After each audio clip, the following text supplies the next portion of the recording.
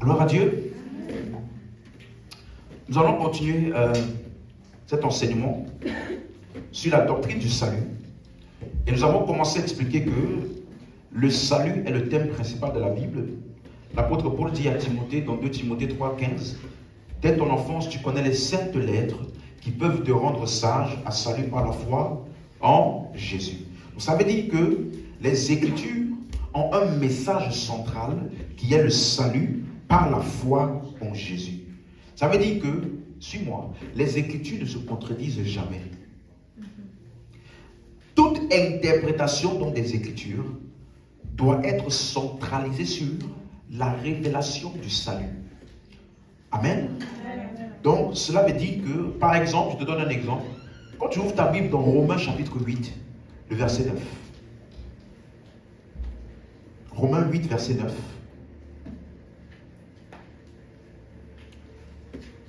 Il dit, pour vous, vous ne vivez pas selon la chair, mais selon l'esprit. Si du moins l'esprit de Dieu habite en vous. Si quelqu'un n'a pas l'esprit de Christ, il ne lui appartient pas. Amen, on a lu. Et donc quand tu vois ce genre de verset, tu peux penser qu'il parle d'une condition. Si du moins l'esprit de Dieu habite en vous. Donc il dit, vous ne vivez pas selon la chair, mais selon l'esprit, si du moins l'esprit de Dieu habite en vous. Par exemple, le mot si du moins, c'est le mot grec eiper, E-I-P-E-R. Dans certains contextes, ça parle d'une condition, c'est-à-dire si. Mais dans d'autres contextes, ça veut dire puisque. Donc ce n'est pas toujours une condition. Ici, il est en train de dire que vous qui êtes en Christ, vous ne vivez pas selon la chair, puisque l'Esprit de Dieu habite en vous. Vous avez compris? Et le verset d'après, qui est le verset 10. Oui, c'est ça, c'est le verset 10. Là-bas, vous allez vous rendre compte, pardon, le verset 9 n'est pas fini. Parce qu'il dit, si quelqu'un n'a pas l'Esprit de Christ, il ne lui appartient pas. Là, ça veut dire ici.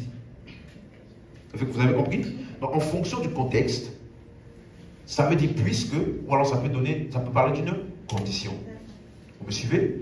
Et verset 10, lorsqu'il dit,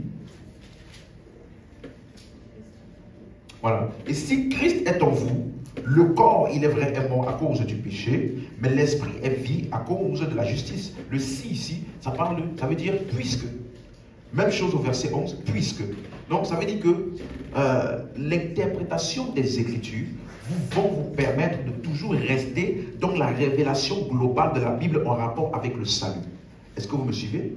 Amen.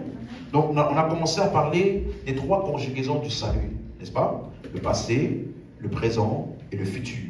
Et si tu n'as pas une compréhension claire de ces concepts-là, ça peut t'embrouiller parce qu'il y a certains passages en rapport qui parlent soi-disant d'un salut au présent et d'autres d'un salut au futur. Et quelqu'un peut prendre ces passages-là pour venir toi t'embrouiller. Pourtant, ça ne parle pas du salut que tu as reçu par l'œuvre de Christ, que lui là, il est au passé. On me suit? Et c'est l'œuvre passée de Christ qui nous donne la capacité pour l'œuvre présente et l'œuvre future. Vous me suivez? Amen. Ensuite, nous avons commencé donc à parler de la souveraineté de Dieu, la préscience, la prédestination et l'élection. Est-ce que dans les enseignements là, c'est clair pour vous ce concept-là? Souveraineté de Dieu, préscience, prédestination, élection. Est-ce que c'est clair? Oui? J'essaie vraiment de bien mettre ça à plat pour que ça soit bien clair pour tout le monde. Pourquoi? Parce que, même hier encore, je parlais avec un musulman, il m'a parlé de la prédestination. Vous voyez? Il m'a dit, Dieu sait tout, donc il sait déjà que toi, avant même que tu ne naisses, il t'a déjà, toi, destiné, toi, c'est la prédestination, voilà en enfer, lui là, pour aller au ciel. Un musulman m'a encore dit ça hier. Donc, ce sont des choses que tu vas rencontrer des personnes et tu dois être en mesure, la Bible dit que efforce-toi de te présenter comme un ouvrier approuvé, qui n'a point à rougir, mais qui divise droitement la parole de vérité. Donc ça veut dire que quel que soit le sujet dans lequel on doit te prendre, tu dois être équipé. Dis amen à ça. Amen. Tu me suis? dans cette église-là, moi, tu me suis, je ne dois avoir peur de personne.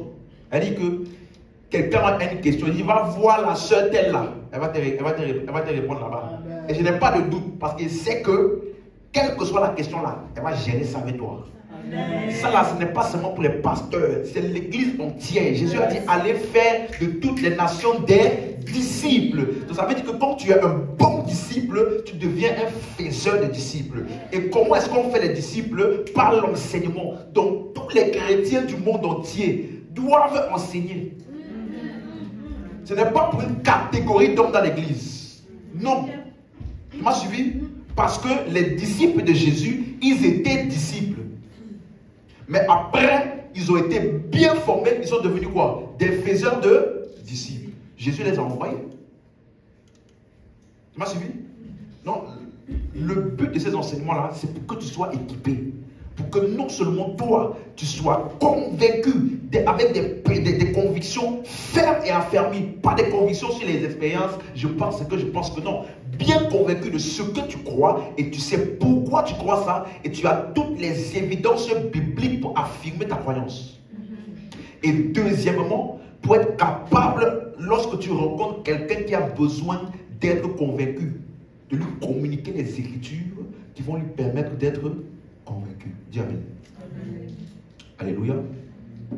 Donc, le vendredi dernier, nous avons terminé en parlant de qu'est-ce qui fait que Jésus, il est qualifié pour être notre sauveur.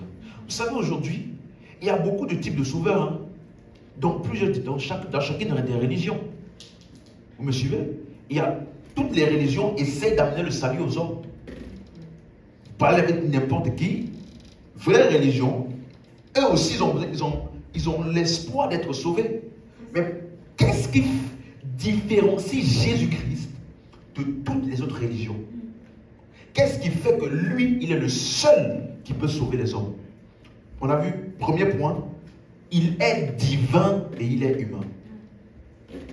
Jésus, il est 100% Dieu, comme s'il n'était pas homme.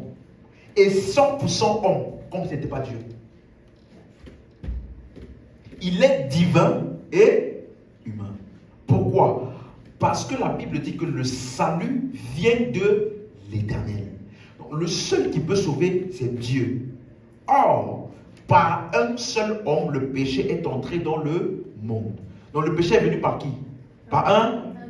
Donc pour racheter les hommes là, il fallait que ce soit aussi quoi? Un. Donc, or, c'est seulement Dieu qui peut sauver. Donc comment on fait? Dieu s'est fait homme. Quelqu'un me suit? Donc, voilà pourquoi on dit dans Colossiens 2, verset 9, on dit en lui habite corporellement la plénitude de la divinité. Donc, Jésus, il était homme et Dieu. On appelle ça fils de Dieu. Lorsque la divinité vient habiter dans l'humanité. Vous me suivez? Amen. Amen. Divin et humain. Dans Philippiens 2, verset 6 à 8, vous allez lire chez vous, on dit que Jésus existait en forme de Dieu et il s'est dépouillé, il a paru comme un simple homme. Donc, quand tu vas voir quelqu'un qui va te parler du salut, demande-lui, le salut dont tu parles là, est-ce que ça vient de Dieu et c'est pas un homme? Ça vient de Dieu et c'est pas un homme. C'est ça qui donne la légalité à l'œuvre du salut de Jésus-Christ. Deuxième point, il était obéissant. Parce que la Bible appelle le péché d'Adam la désobéissance. Donc, pour qu'il soit capable d'être notre sauveur, il fallait qu'il puisse passer l'épreuve et le test de l'obéissance. Quelqu'un me suit? Tous les autres hommes qui sont présentés dans d'autres religions comme étant ceux qui peuvent venir annoncer le salut ou amener le salut, eux tous là, je ne veux pas citer des religions ici, mais il y en a un là, à chaque fois qu'on prie, qu'on prononce son nom, tu dois payer une prière pour lui. Hein. La paix sur lui. La paix sur lui, sur celui-là. Vous voyez? Pourquoi? Parce que lui-même, il a dit, je ne sais pas où je vais. Hein? Et dans le même livre, on dit que Jésus, il est celui qui va venir pour juger le monde. Donc, si vraiment tu es intelligent entre les deux là, tu vas choisir celui qui dit qu'il n'est pas sûr d'où il va, ou tu vas choisir celui qui dit que je vais venir pour juger le monde. Quelqu'un me suit? Donc, il est obéissant. Ça veut dire que tout ce qu'il devait faire, il a fait. Amen. Vous allez pouvoir le lire dans Hébreux 5, le verset 8. Hébreux 5, verset 8. Hébreux chapitre 5, le verset 8. Bien qu'il fût fils, c'est ça, verset 8. Hein? Donc il a appris, bien qu'il fût fils, l'obéissance par les choses qu'il a souffertes, et qui, après avoir été élevé à la perfection, il est devenu, pour tous ceux qui lui obéissent, l'auteur d'un salut temporaire. Hein? Éternel. Donc vous voyez qu'il a appris l'obéissance. Et c'est parce qu'il a obéi là, qu'il a été élevé à la perfection et qu'il est devenu l'auteur d'un salut éternel. Donc son obéissance là, l'a qualifié pour être le sauveur. Ça veut dire que toi et moi, pour être sauvés, ça ne dépend pas de ton obéissance en termes d'action. Ça dépend plutôt de la foi en l'obéissance de Christ.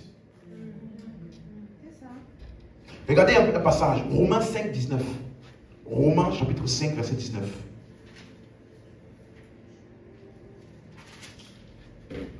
Car, comme par la désobéissance d'un seul homme, beaucoup ont été rendus pécheurs.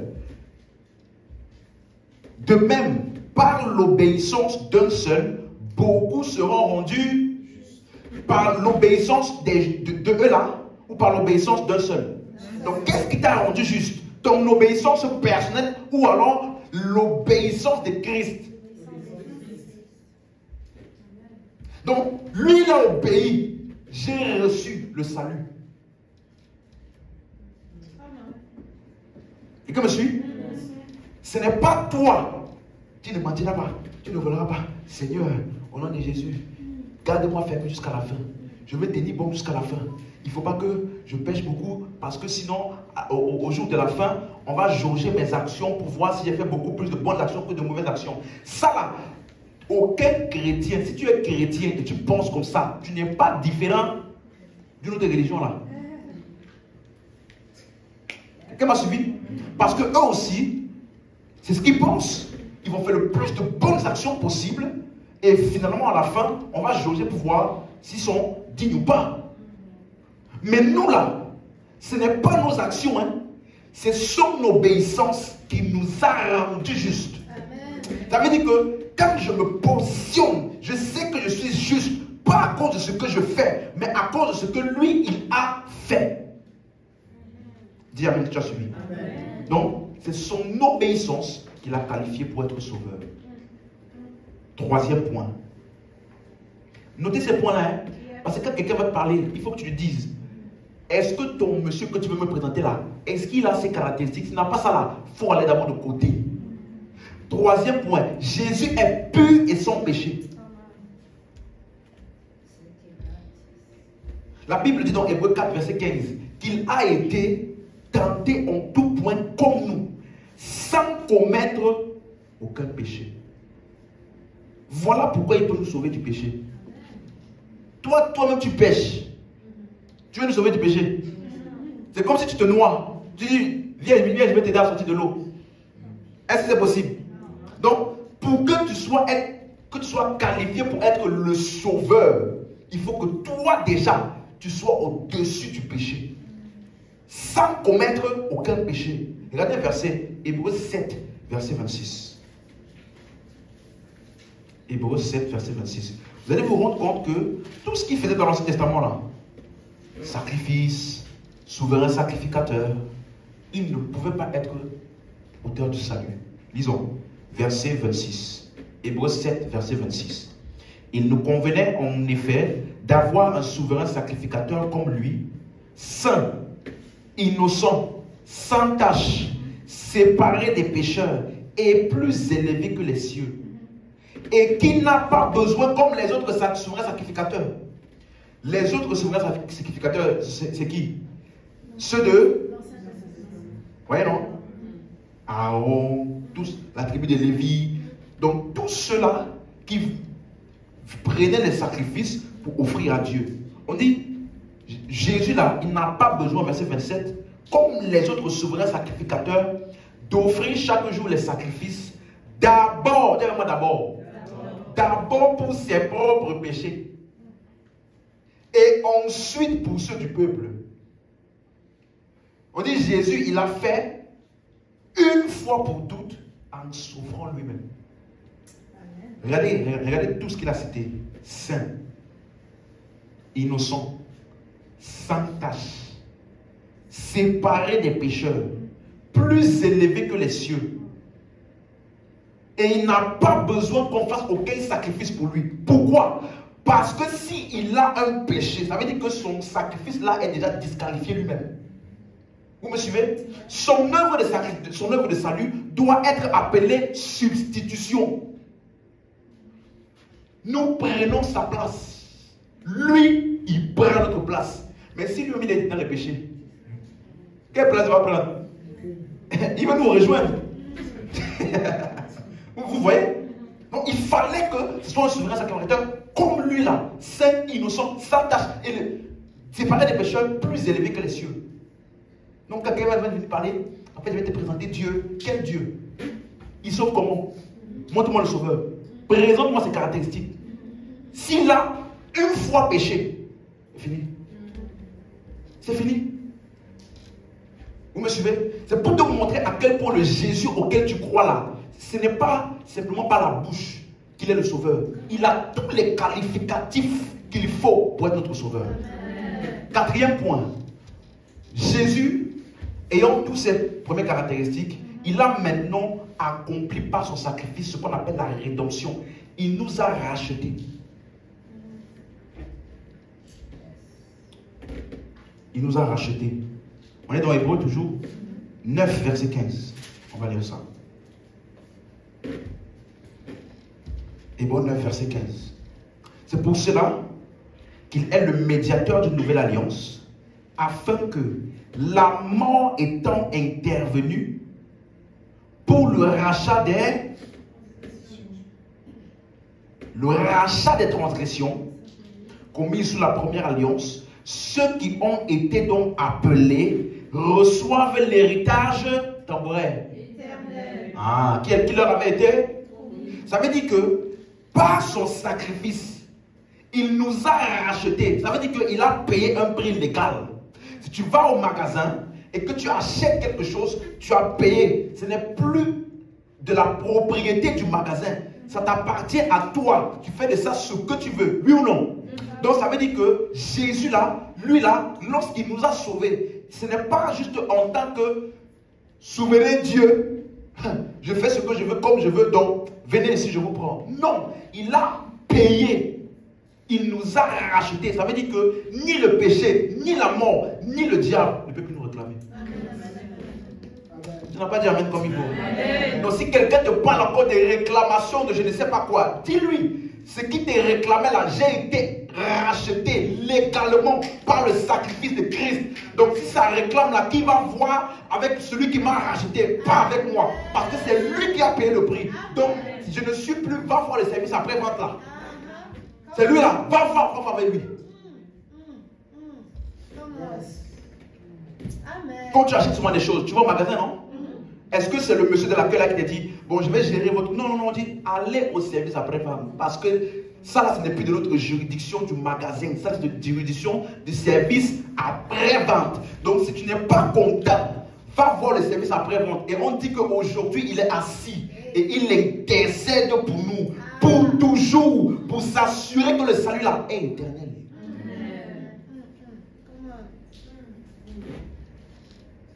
Par ce sacrifice, il nous a rachetés.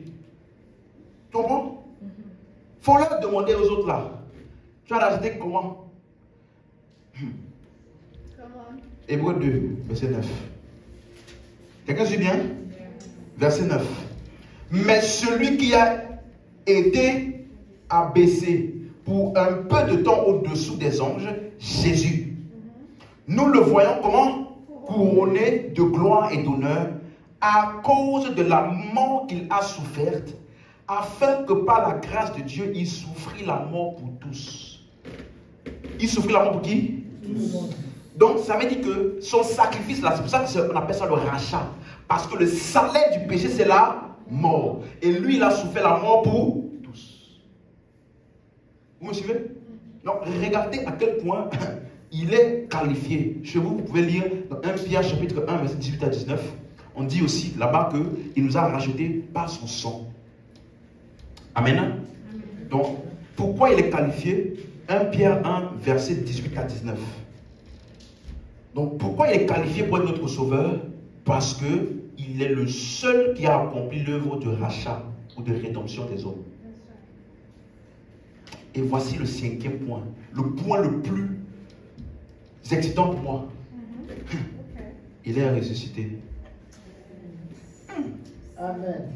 Pour que quelqu'un puisse un jour essayer de vouloir tenter, de prétendre candidater, ou dans le postulat de la candidature d'être sauveur, demande-lui, quand tu es passé par la mort là, est-ce que tu es sorti de la mort? Parce que, suis-moi, le salut, on appelle ça la vie éternelle. Tu me suis? Donc, pour être capable de communiquer la vie, il faut avoir vaincu la mort, dans laquelle tous les hommes sont maintenus captifs.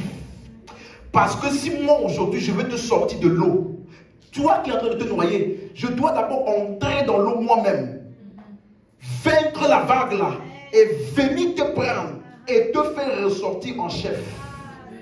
Donc ça veut dire que si nous tous là, nous étions morts par nos offenses, la Bible dit, et destinés au séjour des morts. Et il y en a même certains de l'Ancien Testament, et même tout l'Ancien Testament qui avaient cru en Christ, qui étaient dans la salle d'attente qu'on appelle le sein d'Abraham, dans le séjour des morts. Donc Jésus, il est mort physiquement, il est mort spirituellement, et il est entré dans le séjour des morts. Après avoir tout accompli, il a dit c'est bon maintenant. Je donne ma vie et je la reprends. Donc ça veut dire que quand il partait là-bas, il ne tremblait pas. Il savait comment sortir. Parce qu'il est le seul qui est capable de sauver les hommes. Donc il est entré, il a fait ce qu'il faut. Il est sorti, il a dit les gars, c'est bon maintenant. Venez ici, je peux vous sortir. Allez demander à tous les autres là. Demandez-leur. Est-ce qu'ils ont pu sortir de la mort? Nous, on les a tous vus entrer dans le tombeau. Mais jusqu'à aujourd'hui, le tombeau là existe toujours.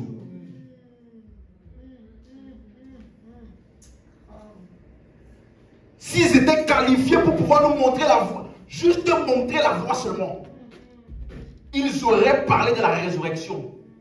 Parce que tous ceux que Dieu a envoyés avant Christ là, nous ont parlé de la résurrection.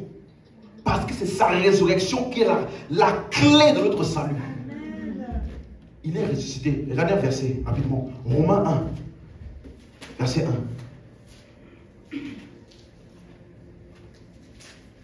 Romains 1, verset 1.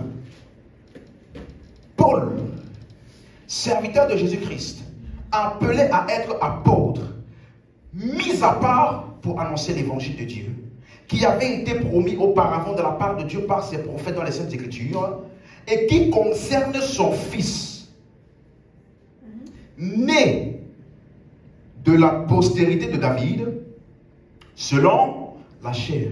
Ça là, c'est l'incarnation. Né selon la chair, la postérité de David, c'est quoi? Ça parle de son incarnation. Mais regardez maintenant, verset 4. Et déclaré fils de Dieu. Donc, regardez verset 3. Concernant son fils, né de la postérité de David selon la chair, ça on parle de quoi? Incarnation. Mais au verset 4, on dit que celui qui était le fils incarné là, il a été déclaré fils de Dieu. Comment et pourquoi? Avec puissance, selon l'esprit de sainteté, par sa résurrection d'entre les morts. Écoute-moi. Le mot sainteté là, ça veut dire mis à part. dans les écritures des prophètes, il y avait un Messie annoncé pour venir sauver les hommes. Et on dit que ce qui a attesté que ce Messie, c'est Jésus-là, qu'il a mis à part parmi tous les hommes qui existaient, c'est sa résurrection. Sa résurrection l'a distingué de tous les autres hommes. Déclaré fils de Dieu, lui-là, celui-ci, c'est lui. Parce que seulement lui peut donner sa vie et là, il faut leur demander aux autres. Tu peux donner ta vie et reprendre. D'ailleurs, même, tu ne donnes même pas. On prend. Hein? On prend ta vie. Parce que tu quittais ta petite terre, des fois dans des circonstances un peu compliquées. Donc souvent, accident, maladie, ce genre de choses. Encore moins en sortie. Qu'est-ce qui le qualifie? Il est ressuscité. Sixième point, et dernier point. Hébreux 1, verset 3. Hébreux 1, verset 3.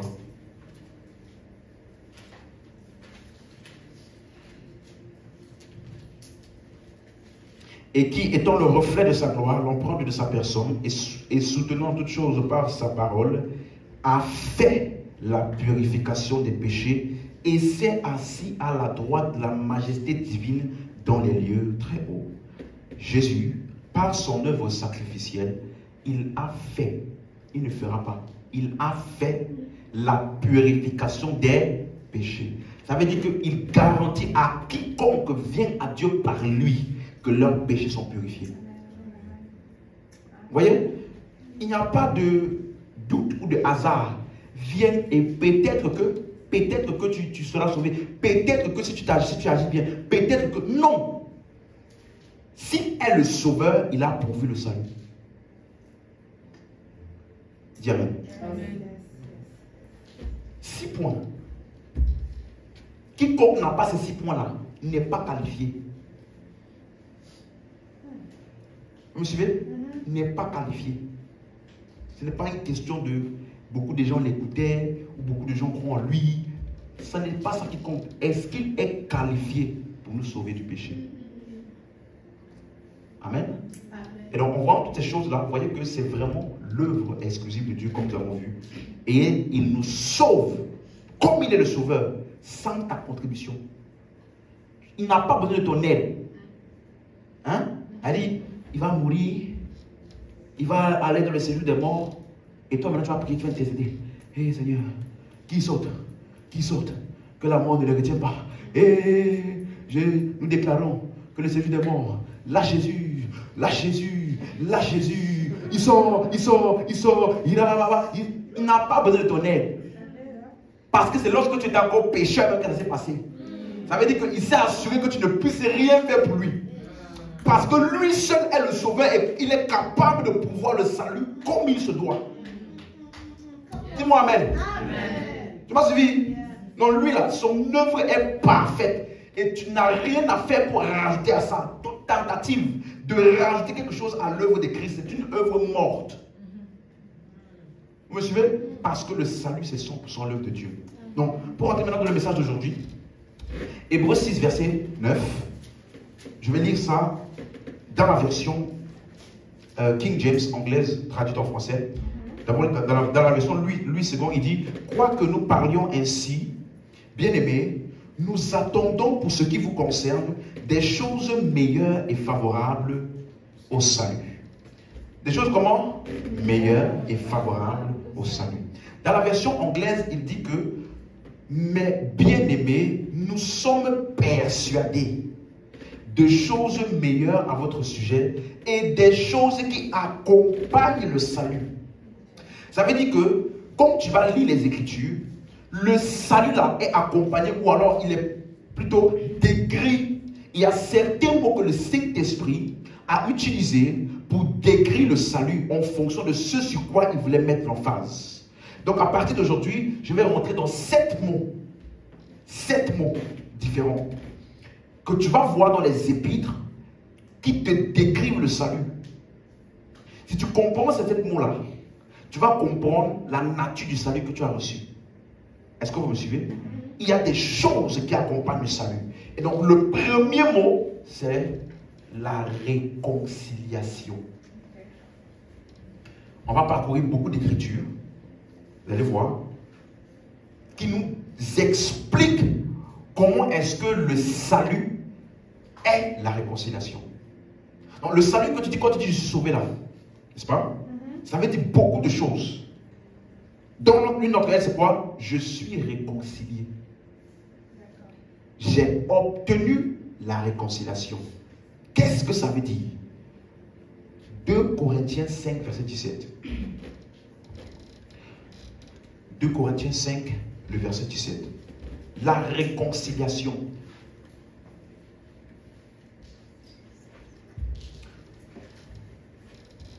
Alléluia. Vous allez vous rendre compte que on a expliqué que dans le jardin d'Éden, n'est-ce pas? Adam, il a péché.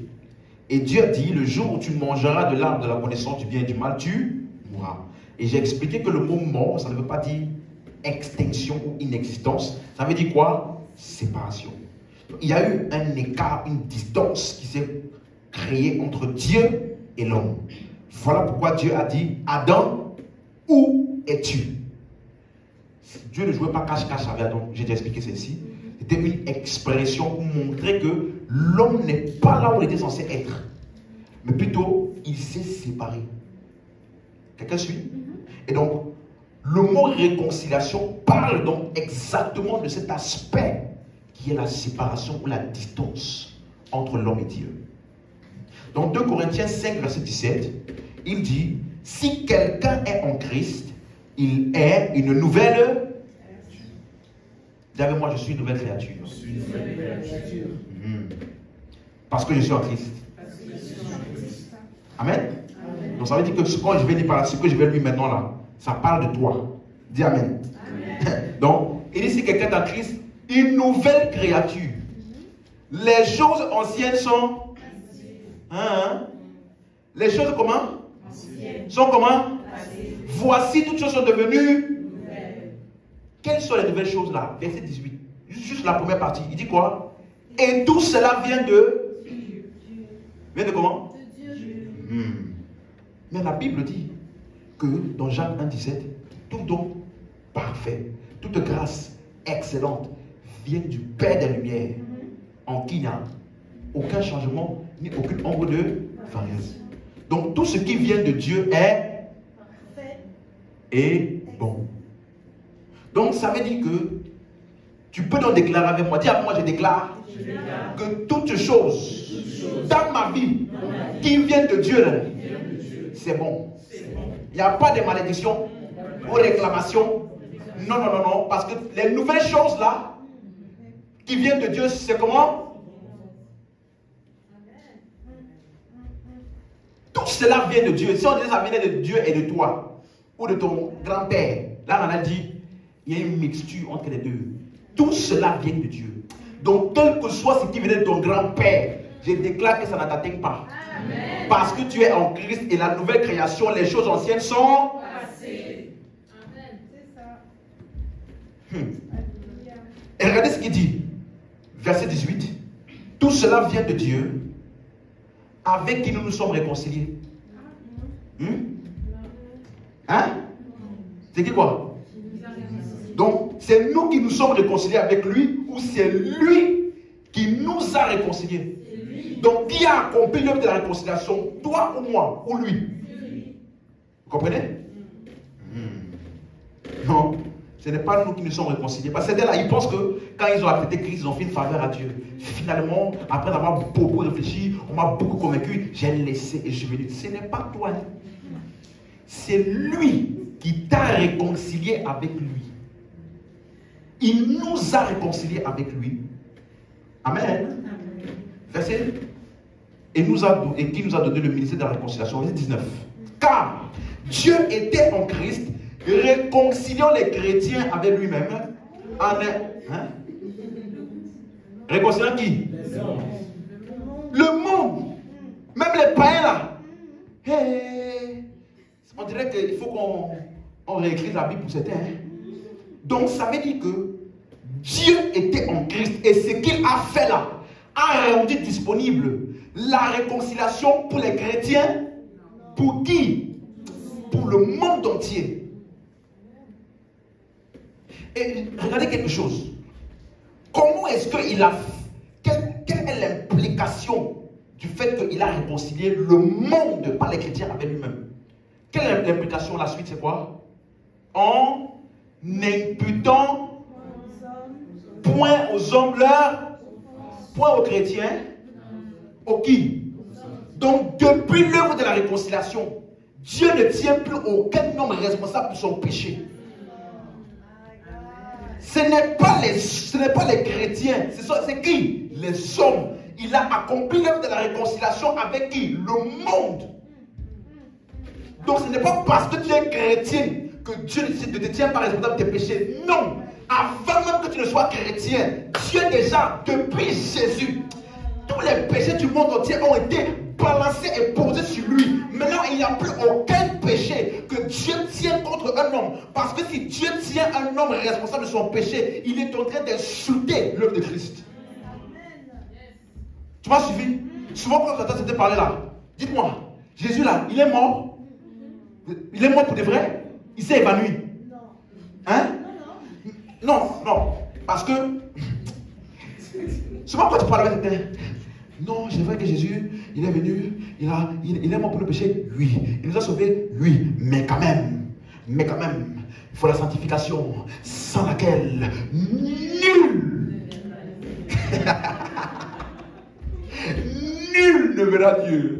Sanctifie-toi, parce que si tu ne te sanctifies pas, non, quelqu'un m'a posé la question. Ça veut dire qu'il peut faire ce qu'il veut, il pêche comme ça là, et puis donc Dieu, il va rester sauvé. Quelqu'un m'a demandé ça. Et je lui ai dit, frère, j'ai une question, parce qu'il m'a parlé du meurtre. Il m'a dit donc, si quelqu'un arrive au point de tuer, j'ai dit ok. Dans ta Bible là, n'est-il pas écrit que David, l'homme selon le cœur de Dieu, n'a-t-il pas tué le mari d'une femme pour prendre? Et Dieu l'a appelé l'homme selon mon... Dès que j'ai dit ça,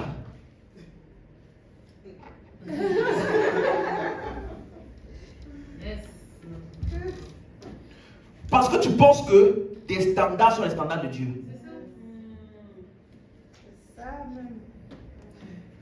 Écoute-moi, ça là, le verset que je viens de te dire là, c'est le verset, si tu veux, le verset qui m'a ouvert mon intelligence à la compréhension de la grâce. Le jour où j'ai lu ce verset pour la première fois, ça s'est ouvert devant mes yeux.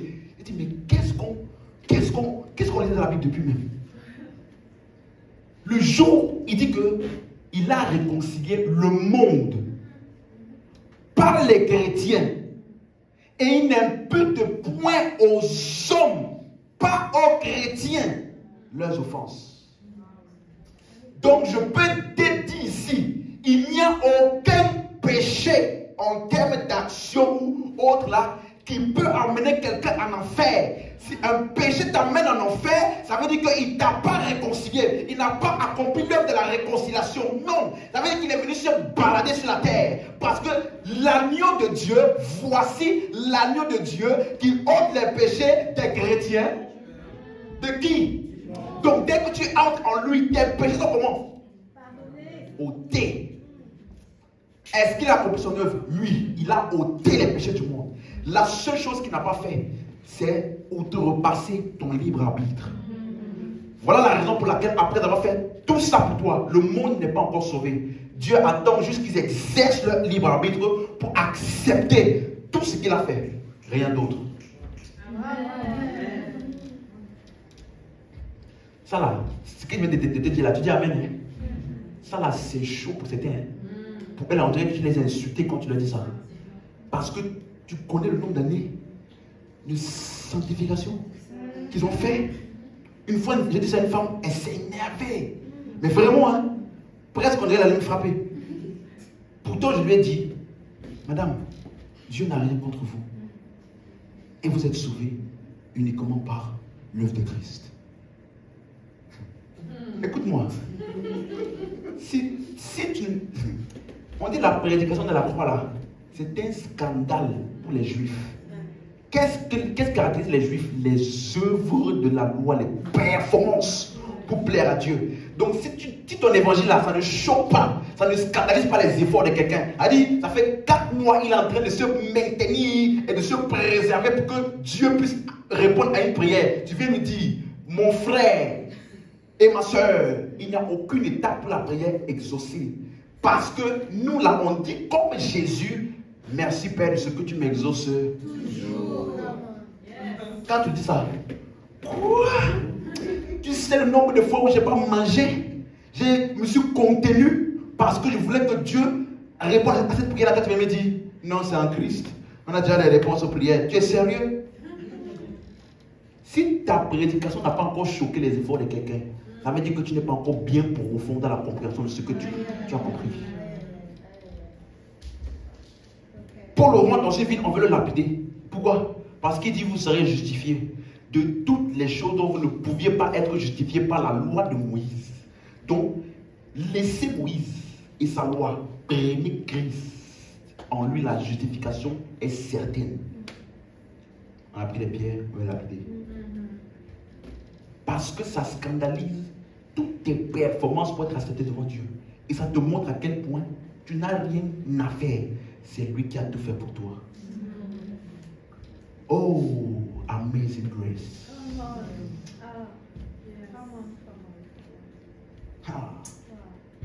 Donc, regardez, n'imputons point aux hommes leurs offenses. Il a mis en nous la parole de la réconciliation. Donc, il ne t'a pas envoyé, toi et moi, pour annoncer la condamnation. Il nous a donné la parole de la réconciliation. Il n'est pas venu te dire, toi, ton péché là, c'est ça qui te bloque la face de Dieu. Non, il est venu te dire que tu dois annoncer aux hommes que le prix de la réconciliation a déjà été payé par Christ. Et que eux, ils n'ont juste qu'à l'accepter. Alléluia. Donc, ça veut dire que Dieu ne tient plus aucun homme responsable pour les péchés. Parce que Dieu a tenu Jésus-Christ responsable pour tous les péchés du monde. Regardez un verset, Romains 5, verset 10. Amen. Hein? Amen. Des choses meilleures qui accompagnent le salut. Romains 5, verset 10. Car si lorsque nous étions ennemis, nous avons été réconciliés avec Dieu par nos jeûnes et prières. Hein? Par quoi? À plus forte raison, étant réconciliés, serons-nous sauvés par sa vie. Quelqu'un comprend ce qu'il dit ici? L'œuvre de la réconciliation a été faite quand tu étais ennemi. J'ai envie de choquer quelqu'un. Ton état d'ennemi et de pécheur n'a pas éloigné Dieu de toi. À combien plus forte raison, maintenant que tu es réconcilié, ton péché va l'éloigner?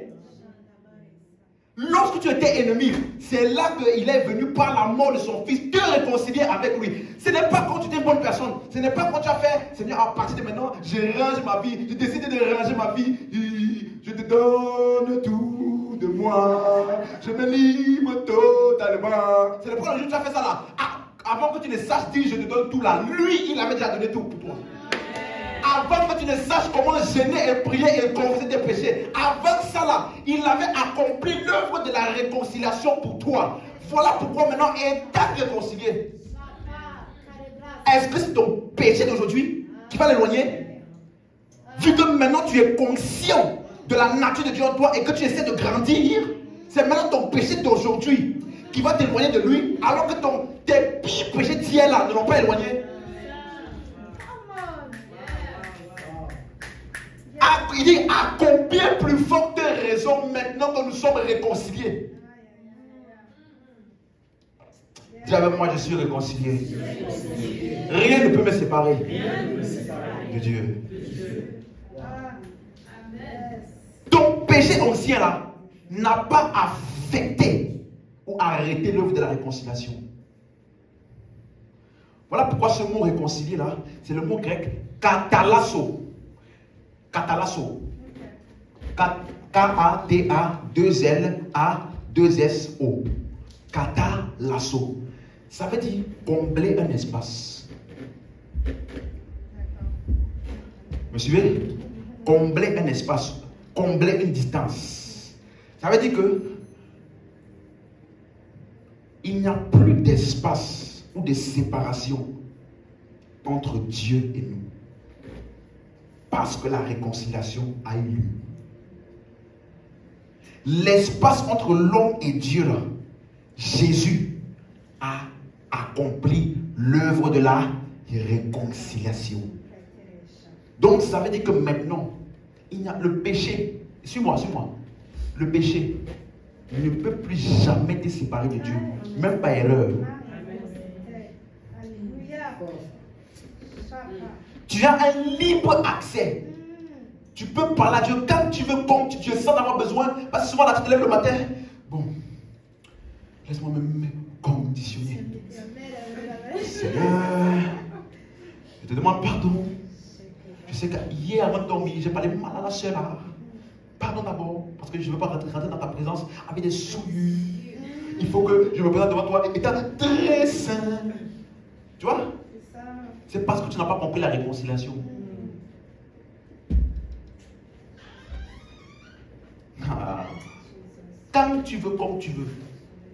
Tu as déjà vu Jésus, quand il vient pour prier. Seigneur, pardonne-moi. Je suis un pauvre pécheur. Donc non seulement tu es pauvre, en plus de ça, tu es pécheur. Ah! Dis même riche pécheur, comme ça c'est bien. Non seulement tu es pauvre, mais en plus de ça tu es... Fais même des péchés qui vont te rendre riche. Ah! Seigneur, je suis un pauvre pécheur. Nous, là, on nous a enseigné ça parce que ça voulait dire humilité. Humilité ne veut pas dire se rabaisser.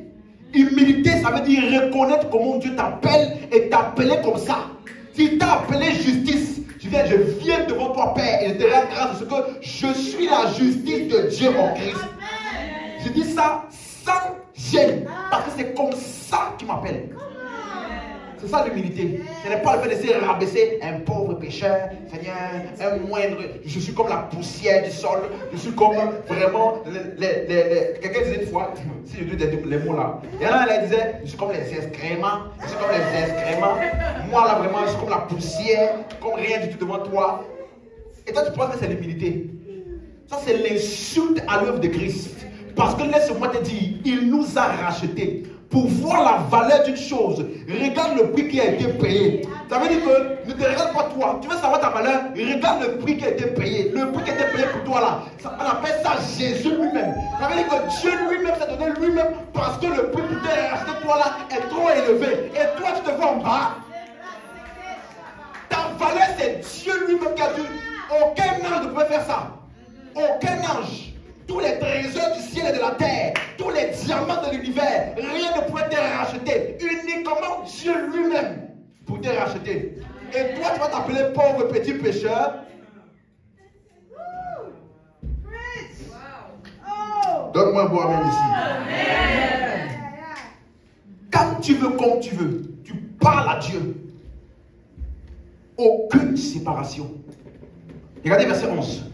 Et non seulement cela, mais encore, nous nous glorifions en Dieu par notre Seigneur Jésus, par qui maintenant nous avons obtenu quoi?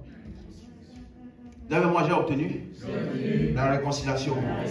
Plus de séparation, plus de distance entre Dieu et moi. Aïe aïe aïe aïe. Le péché ne peut plus te séparer de Dieu. Ah mais pasteur, et le passage d'Ésaïe 59 verset 1. Non, la main de l'Éternel n'est pas courte pour vous sauver, ni son oreille courte pour entendre, mais ce sont vos péchés qui vous cachent la face de Dieu. Ce sont vos crimes qui l'empêchent de vous entendre. Dis-lui, bien-aimé, tu as 2000 ans de retard, parce que la séparation là, Jésus a pris ça et il nous a transportés dans l'union et la réconciliation avec Dieu. Dis-lui, tu t'adresses à la mauvaise audience. Je ne fais pas partie de ceux à qui s'applique ce verset. Et laisse-moi te dire même, ce verset est obsolète. Dieu n'impute plus aux chrétiens. Dieu a réconcilié les chrétiens. Donc, le monde entier, ça ne peut plus s'appliquer. C'est uniquement ceux qui fonctionnent selon la loi. Que la loi là, leur donne cette mentalité. Mais aux yeux de Dieu, aucun homme. À cause de ça. Au temps de Jésus, même les démons ont prié. Hein? Les démons n'ont pas prié. Ils ont dit, tu veux nous chasser? Pardon. Pardon. Nous ne savons pas là-bas. Envoie-nous dans les porceaux. Jésus a dit, c'est ma nature. Je ne peux pas faire autre chose que de répondre aux prières. Peu importe d'où ça vient. Prière égale prière. Donc dès que ça arrive, je fais quoi? Je réponds. Ça, ce n'est pas les pécheurs, hein, démons. À combien forte raison? Les pécheurs. À combien plus forte raison? Les chrétiens. Ah! Et toi, tu cherches les techniques pour que tu t'écoutes. Laisse-moi te dire, tu n'as pas besoin de faire une technique. Tu te couches, Seigneur. J'ai besoin de ça. Et Dieu, il pourvoit. Alléluia. Tu m'as suivi? La réconciliation. Dieu était en crise réconciliant les hommes, le monde avec lui-même. Depuis ça là. Ah. Alléluia. Regardez, Romains 5, verset 1. Rapidement, rapidement. Étant justifiés par la foi, nous avons la paix avec Dieu par notre Seigneur Jésus. Une fois, j'avais parlé de ce verset, j'avais dit que le mot paix là, c'est le mot koinonia. C'est pas bon. Ce mot paix parle de la communion. Ok? Mais c'est un mot grec qui veut dire lorsqu'il y a une inimitié entre deux personnes, l'inimitié a été enlevée. Il y a maintenant la paix et l'union. Vous suivez? Et donc, ça veut dire que depuis que tu as été réconcilié, le résultat de ça, c'est quoi? Tu as la paix. Il n'y a plus de séparation. Il n'y a plus d'inimitié entre nous et le Père. Il n'y a plus d'inimitié. Tu me suis? Donc ça veut dire que, suis-moi, Dieu ne peut plus jamais demander à l'homme, où es-tu? Cette question a été réglée une fois pour toutes par la mort de Christ. Plus aucune inimitié, plus aucune séparation. Donc, c'est quand tu chantes les chansons là. Attire-moi à toi. Tu sais pourquoi les gens chantent ça? Et après qu'ils chantent ça là, ils sont vraiment emportés par le chant. Parce que dans leur conscience et dans leur intellect, quand ils se visualisent eux par rapport à Dieu, ils voient Dieu loin par rapport à eux, vis-à-vis de certaines actions qu'ils ont commises récemment. Et d'autres, ils vont se dire, si je considère déjà que je suis trop rapproché de Dieu, c'est l'orgueil. Tu vois, non? Donc même quand je sens, je sais que je suis dans une bonne forme spirituelle, je vais continuer à chanter, attire-moi, pour être encore plus proche encore. Demande-leur jusqu'à quand? On ne sait pas. Mais en tout cas, je veux toujours que tu m'attires, plus près de toi. Et il y a une chanson qu'on chantait souvent là. I just wanna be where you are. I just wanna be with you. Donc j'ai juste envie d'être là où tu es. Mais imagine-toi, aujourd'hui avec ta compréhension d'aujourd'hui, quand tu chantes ça à Jésus, qu'est-ce qu'il dit?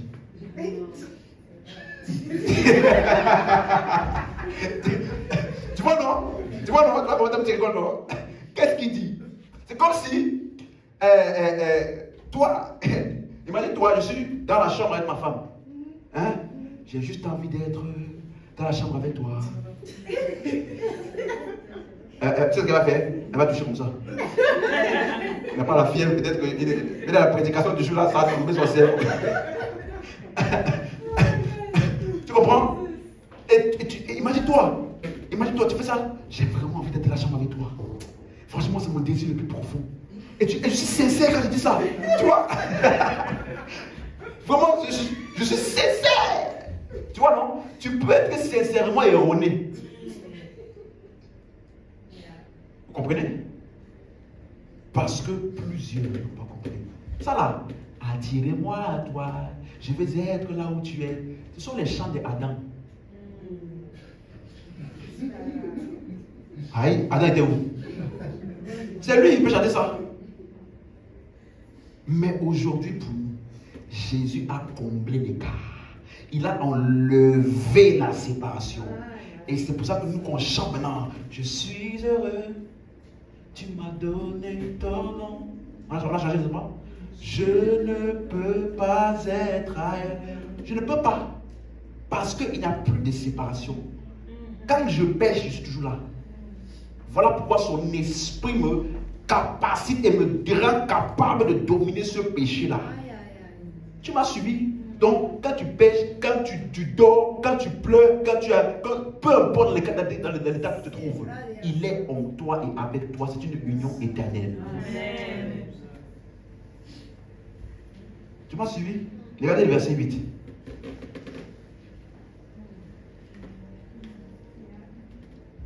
Dieu prouve son amour envers nous, en ce que lorsque nous étions encore des pécheurs, c'est là que Christ est mort pour nous. Tu vois? C'est dans ton état de rébellion, c'est là qu'il a accompli l'œuvre de la réconciliation.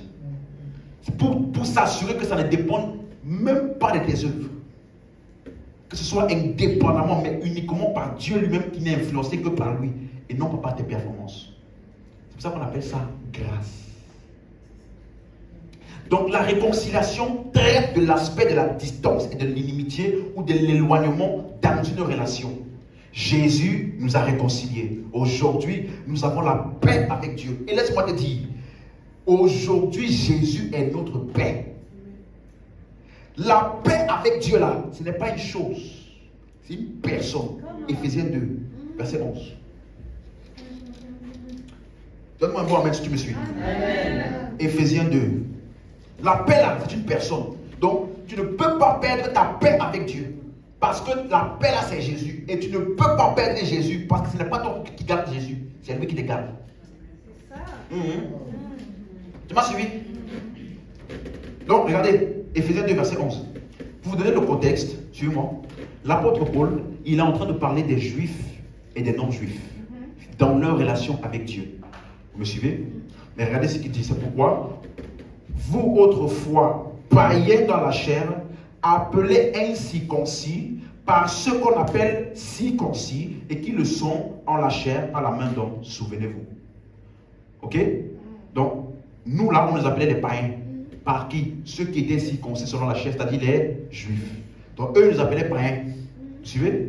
Regardez ce qu'il dit maintenant. Souvenez-vous que vous étiez sans Christ, privés de droit de cité en Israël, étrangers aux alliances de la promesse, sans espérance et sans Dieu dans le monde.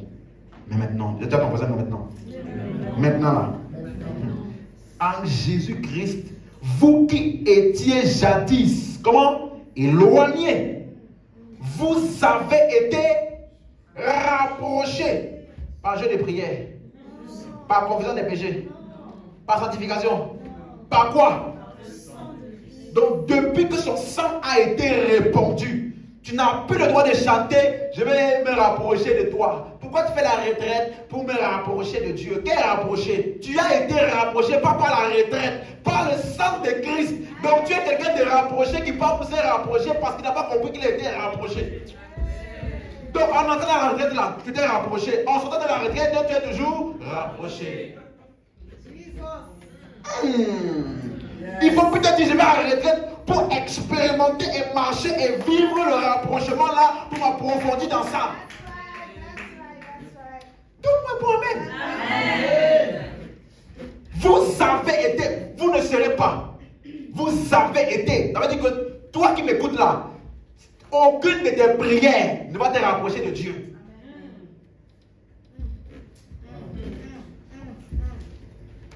Il n'y a plus aucune distance entre Dieu et nous. Pourquoi? Verset 14. Car il est notre paix. Notre paix là, ce n'est pas ce que tu fais, c'est Jésus. Donc, regardez ce qu'il dit. Il est notre paix. Lui qui des deux n'en a fait qu'un. Et qui a renversé le mur de séparation. Ah. Donc la paix avait dit qu'il n'y a plus de séparation. Tu me suis? Donc comment tu peux chanter ou prier? Je veux me rapprocher de Dieu au nom de Jésus. En fait, tu mets le nom de Jésus. Lui qui est ta paix de rapprochement là. Tu dis, tu pries pour te rapprocher au nom de Jésus. À Jésus qui t'a rapproché. Dis avec moi, je ne peux jamais être éloigné de Dieu. Tu m'as suivi? Et ça là, le mur de séparation dont il parle ici, il parle de la séparation qu'il y avait à l'époque entre les juifs et les non-juifs. Vous suivez? Voilà pourquoi au verset 15, regardez ce qu'il dit. L'inimitié ayant anéanti par sa chair la loi des ordonnances dans ses prescriptions. Il a anéanti quoi? Il a anéanti quoi? Suis-moi. Afin de créer en lui-même, avec les deux, un seul homme nouveau, en établissant la paix. Ça veut dire que Jésus, il y avait les juifs, il y avait les non-juifs. Il a annulé le mur de séparation là entre juifs et non-juifs. Il a pris les deux là et il a créé en lui-même un seul homme nouveau qu'on appelle nouvelle création en Christ. Bon, tu m'as suivi? Donc ça veut dire qu'aujourd'hui, il n'y a ni juif ni chrétien. Arrête de chercher à partir en Israël.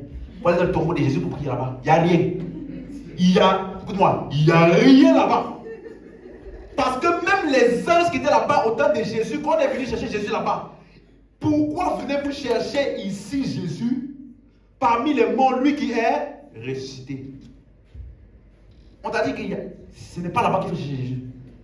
Tu veux chercher Jésus? Tu veux savoir où il est? Béni soit Dieu le Père, qui nous a bénis de toutes sortes de bénédictions de l'air céleste. Où? Et Christ là est où? Donc, toi, tu pars avec Jésus en toi, en Israël, dans le tombeau de Jésus, pour rencontrer la puissance de Jésus qui est en toi. Donc, Jésus doit vous entrer là-bas. Et Jésus doit vous sortir. Vous reprenez prendre l'avion pour revenir en France, pour dire, peuple de Dieu, je suis parti en Israël pour avoir une expérience avec le Jésus qui est en moi là. Il n'y a plus de séparation aux yeux de Dieu là. Il n'y a plus le peuple juif et un peuple spécial aux yeux de Dieu. Non, ça n'existe plus. Il a pris les deux là et il a créé en lui-même un homme nouveau. On appelle ça en Christ.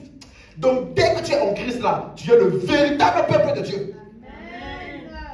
Amen. Amen. Et il dit ceci. Il a anéanti la loi afin de créer en lui-même. Donc ça veut dire qu'il ne pouvait pas créer en lui-même avant d'avoir d'abord anéanti la loi. C'est l'anéantissement de la loi qui a donné la possibilité à ce que nous sommes nouvelle création. Donc toi, la nouvelle création en Christ là, tu es la preuve que la loi est abolie. Donc comment toi tu es en Christ, tu essaies d'accomplir encore la loi? Toi en Christ là, tu es la preuve que la loi a été abolie.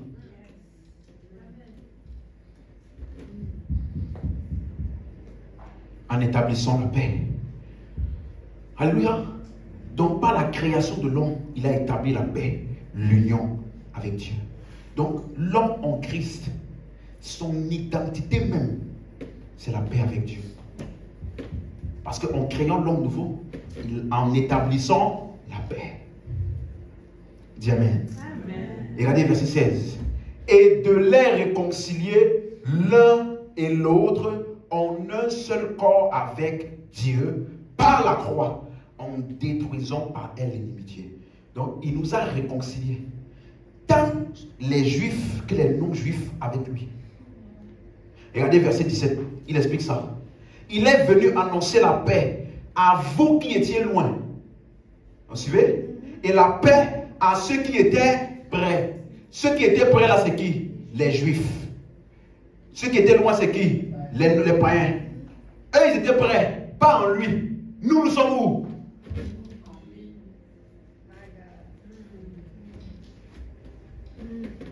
Il est venu annoncer la paix. Pas la condamnation, pas tes péchés, pas tes efforts. Annoncer la paix. Tant à toi qui étais loin qu'à ceux qui étaient près. Parce qu'aujourd'hui, qu'est-ce qui compte? L'homme nouveau en Christ. Ah, et maintenant, regardez. Alléluia. Verset 18.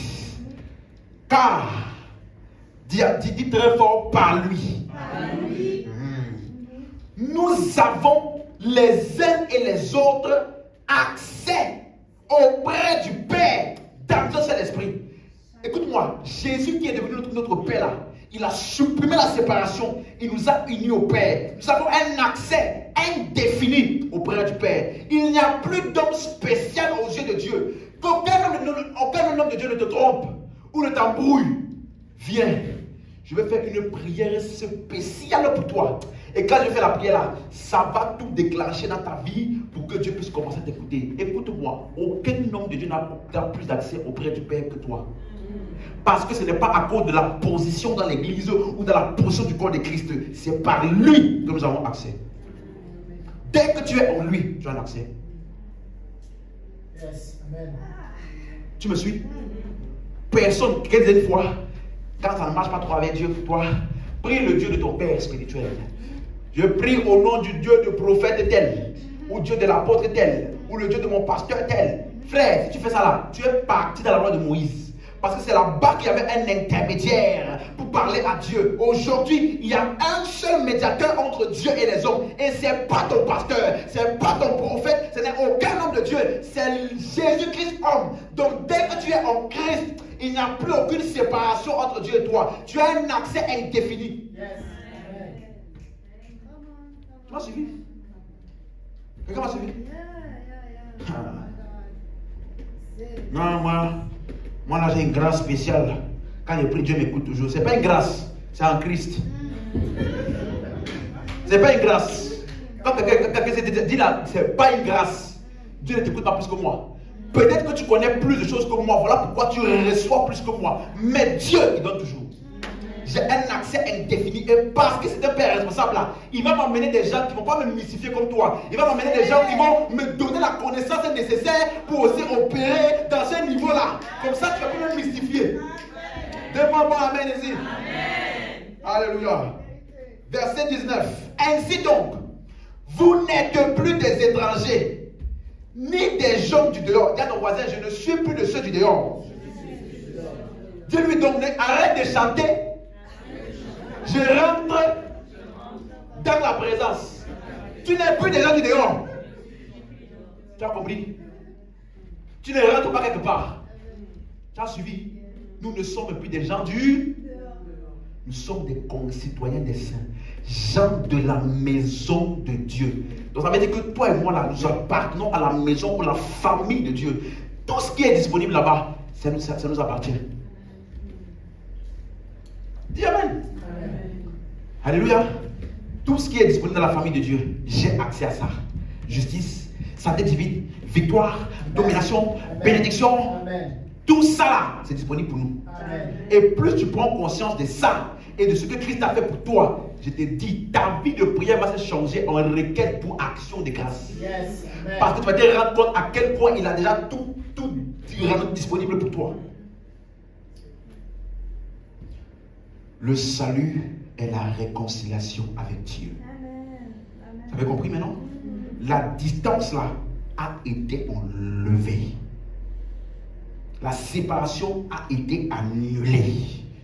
Jésus, il s'est identifié à notre séparation. Écoute-moi, depuis le jardin d'Éden, suis-moi, suis-moi, Dieu n'a jamais abandonné l'homme. Lorsque Adam vient de pécher, il dit, je mettrai une inimitié entre toi, la postérité de la femme écrasera la tête du... Donc, vous voyez, Adam vient de pécher, Dieu vient. Vas-y pour cette là, quand tu pêches, c'est là que Dieu part. Pourtant, Adam vient de pécher, c'est là que Dieu vient. Pour eux là, on ne sait pas dans quelle église. Hein? C'est là que Dieu vient et il lui donne la promesse de la rédemption. Vous suivez? Et par toutes les époques, par chaque homme qu'il a utilisé, les prophètes de l'Ancien Testament, il a toujours annoncé la promesse de la rédemption. Il n'a jamais cessé d'annoncer la promesse et de venir vers l'homme. De tendre la main à l'homme à travers la promesse qu'il leur donne afin qu'ils puissent justement croire. Vous suivez? Mais pour l'unique fois dans toute l'humanité et dans toute l'éternité, Dieu a abandonné un homme. Où? À la croix. Mon Dieu, pourquoi m'as-tu abandonné? Là, dans le jardin d'Éden, Dieu avait dit à l'homme, où es-tu? Parce que l'homme s'est éloigné. À la croix, c'est Dieu qui a tourné le dos et a abandonné l'homme. L'homme Jésus-Christ, afin que toi et moi, nous soyons réconciliés.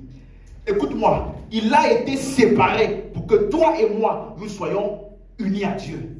Il a été rejeté et abandonné afin que toi et moi, nous soyons tous pour l'éternité acceptés. Tu m'as suivi? Ça là, c'est comme ça. Dieu était en Christ. Dieu et le monde est loin. À la croix, Christ a réuni les deux.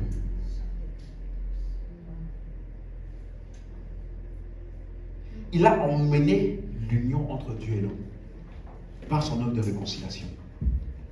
Quelqu'un me suit? Et maintenant, le contraire de réconciliation, c'est la colère de Dieu. Vous suivez? Par exemple, il dit dans Jean 3, 36, celui qui ne croit pas au Fils, la colère de Dieu demeure sur lui. Vous voyez? Le contraire. Éphésiens 2, verset 3. Allons-y. Éphésiens 2, verset 3. Alléluia. Il dit, nous tous aussi, nous étions de leur nombre et nous vivions autrefois selon les convoitises de notre chair, accomplissons les volontés de la chair et de nos pensées, et nous étions par nature des enfants de colère, comme les autres. Dis avec moi, nous étions. Ce n'est plus le cas. Aujourd'hui, nous sommes des enfants de paix. Parce que nous avons été réconciliés. Vous me suivez? Et maintenant, j'ai dit que le mot réconcilier, c'est quel mot? Katalasso. Mais dans les Écritures, il y a un autre mot, toujours dans les Épîtres de Paul, apokatalasso. Ça veut dire réconciliation complète et éternelle. Ça veut dire que, dans cet verset-là, il dit simplement que Jésus-Christ, il nous a unis à Dieu. Vous me suivez? Dans d'autres versets, il utilise le mot grec apokatalasso. Ça veut dire non pas seulement une réconciliation complète et éternelle qui ne peut plus être brisée. Vous allez voir ça dans Éphésiens 2, verset 16. Il dit, et de les réconcilier l'un et l'autre en un seul corps avec Dieu par la croix en détruisant par l'immunité. On a lu ça tout à l'heure dans Éphésiens 2, verset 16.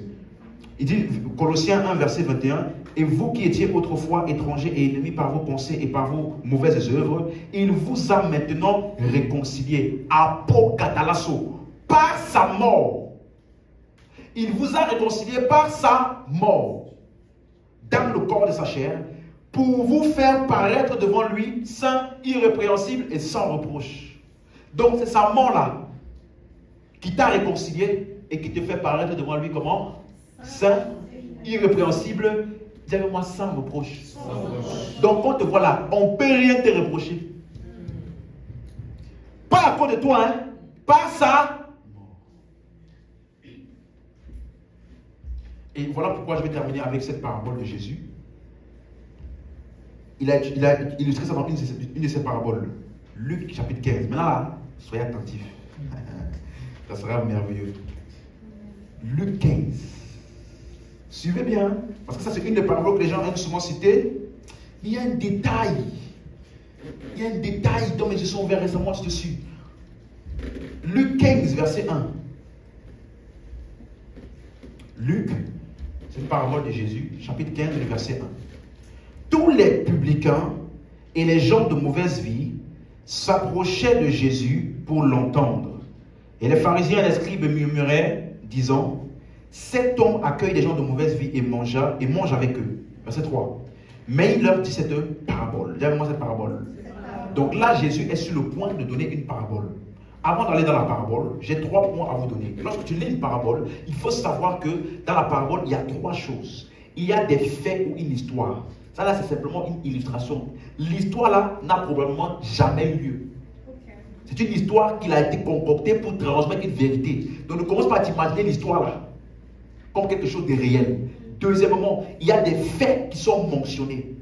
Vous me suivez? Et troisièmement, ce qui est intéressant pour nous, il y a une petite leçon à tirer. Donc il y a beaucoup de superflu dans les paraboles et une leçon qu'il faut tirer. Vous suivez? Et on va voir comment illustrer cette parabole ici. Il a dit cette parabole.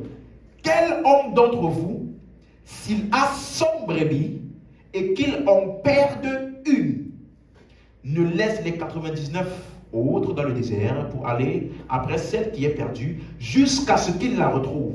Lorsqu'il l'a retrouvée, il la met avec joie sur ses épaules et de retour à la maison, il appelle ses amis et ses voisins et leur dit: réjouissez-vous avec moi car j'ai retrouvé ma brebis qui était perdue. Maintenant le verset 7. De même, dis-moi de même. Là, Jésus va te donner la leçon de tout ce qu'il a expliqué là. Regardez ce qu'il dit. Il y aura plus de joie dans le ciel pour un seul pécheur qui se répand que pour 99 justes qui n'ont pas besoin de repentance. Première chose à remarquer ici, c'est une parabole qui parle du salut. Parce qu'il parle d'un pécheur qui se répand. N'est-ce pas? Ça nous donne un aspect pour comprendre le salut, n'est-ce pas? Il dit qu'il y a plus de joie. Donc, la leçon, c'est ça. Et il dit que, il n'a pas dit qu'il n'y a pas de joie pour les justes. Suis bien. Il y a plus de joie pour les pécheurs qui se répandent que pour les juifs. Que pour les justes, pardon. Donc il n'a pas dit qu'il n'y a pas de joie pour les justes. Parce que dans les paraboles d'après là, il va te montrer le type de joie pour les justes. Je vais t'expliquer. Tu me suis? Mais dans cette parabole ici, il te dit qu'il y a plus de joie pour un pécheur qui se répand que pour un juste, que pour 99 justes qui n'ont pas besoin de repentance. Suis-moi. Ça veut dire ceci, il y a deux catégories de brebis donc. Dans la parabole là. Il y a les paraboles qu'il appelle, il y a les brebis qu'il appelle 99 justes, et il y a les brebis qu'il appelle pécheurs. Vous suivez? Quelqu'un suit? Donc, parmi les 100 brebis là, on dit, il y a une brebis, il perd. Ça ne veut pas dire que le berger là, qui est Jésus, peut perdre des brebis. C'est une illustration. Il te dit que la brebis qu'on appelle perdre là, en fait, ce n'est pas une brebis du Seigneur, c'est un pécheur. Qu'est-ce que tu dis? Donc, ce n'est pas qu'il était la brebis du Seigneur. Après, le Seigneur a été distrait par peut-être, je ne sais pas, une femme qui passait là. Hé, la brebis est perdue. Non. C'est pour ça que je dis la parabole là, les paraboles, il ne faut pas tout prendre de manière littérale. Il faut tirer la leçon dans la parabole. Parce que c'était, on prend ça pour faire maintenant. Il y a 100 brebis. Ça veut dire que les brebis du Seigneur, nous sommes les brebis, il est le bon berger. Donc ça veut dire que le Seigneur peut perdre des brebis. Hein? C'est la parabole de Jésus. C'est lui-même qui a dit, tu vois, tu es perdu parce que tu n'as pas tiré la leçon que lui il a donnée. Toi, tu vas tirer ton propre interprétation d'une parabole que lui il a donnée. Il dit qu'il y a des 99 justes. Détail, les justes là n'ont pas besoin de repentance. Parce que qu'est-ce qu'il appelle repentance? C'est le pécheur qui se répand pour devenir juste. Donc ça veut dire que, pourquoi il y a de la joie? Parce que le pécheur qui était pécheur là, il s'est repenti. Or, repentance c'est quoi? Être sauvé. Ou alors croire pour être sauvé, justifié et devenir juste. Suivez? Donc ça veut dire que parmi les deux catégories là,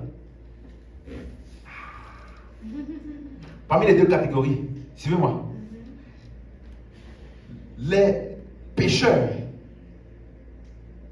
qui se répandent, il y a de la joie, n'est-ce pas? Et quand ils se sont répandus là, ils sont devenus quoi? Ils sont devenus quoi? Tu m'as suivi? Mais je me suis posé la question, pourquoi il dit que les 99 justes n'ont pas besoin de repentance? Hein? Parce que si eux aussi, ils pouvaient être déjustés. Je ne sais pas si c'est un français. Tu comprends mon français? C'est l'essentiel. si les justes là pouvaient être déjustifiés, on n'aurait pas dit qu'ils n'ont pas besoin. On aurait dit qu'ils n'ont pas besoin pour le moment. Mais on ne sait jamais. On dit les justes là, ils n'ont pas besoin de repentance. Et repentance c'est quoi? Croire pour être sauvé. Quelqu'un me suit? Voilà pourquoi. Parce qu'une fois qu'ils sont juste là, c'est pour toujours. Voilà pourquoi je me suis posé la question. Mais le berger là, il est irresponsable. Hein? Comment tu peux laisser 99 pour aller chercher un? N'as-tu pas peur que les 99 là? Mais parce que eux là, ils ne peuvent pas. Voilà pourquoi il peut partir là. La conscience est très tranquille. Parce que eux là, ils sont mes brebis qui sont justifiés et c'est pour toujours. Donc, eux là, c'est réglé pour eux. Alors cherchez ceux qui ne sont pas encore réglés. Donne-moi un peu à mettre ce qui m'a suivi. Ah! Voilà pourquoi, sur moi, si les justes pouvaient perdre leur justice, il n'y aurait pas de la joie lorsque le pécheur se répand. On devait attendre la fin de sa vie. Parce que là-bas, on devait être sûr qu'il ne peut plus perdre de temps. Ah? C'est ça. On devait dire, c'est bon, tu as passé le premier niveau. Maintenant, persévère jusqu'à la fin. Et c'est à la fin, là, maintenant, qu'il y aura la vraie joie. Mais, on te dit que dès qu'il s'est réparti, il y a la joie.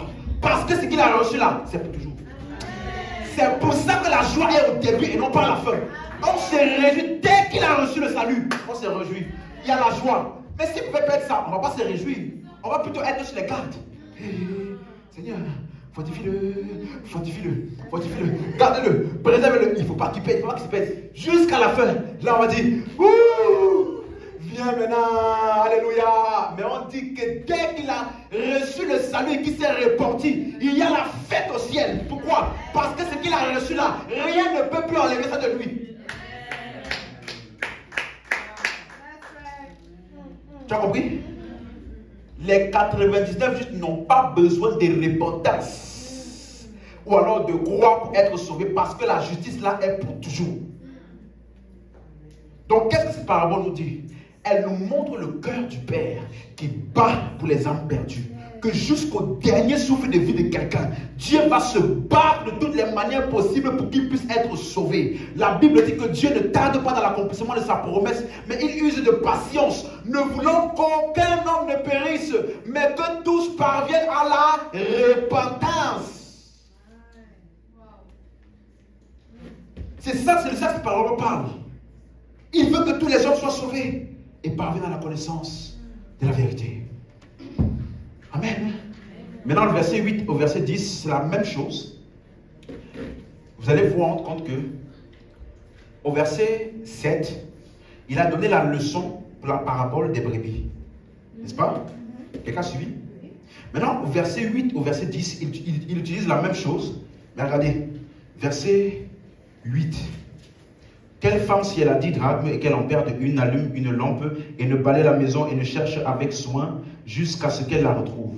Lorsqu'elle l'a retrouvée, elle appelle ses amis et ses voisines et dit, réjouissez-vous avec moi car j'ai retrouvé la drachme que j'avais perdue. Verset 10. De même, là il va donner la leçon. De même, je vous le dis, il y a plus de la joie devant les anges de Dieu pour un seul pécheur qui se répand. Vous voyez? Et suivez bien comment est-ce que Luc il a exprimé ça. Dans le verset 7, il a parlé des pécheurs et des justes qui n'ont pas de repentance, besoin de repentance.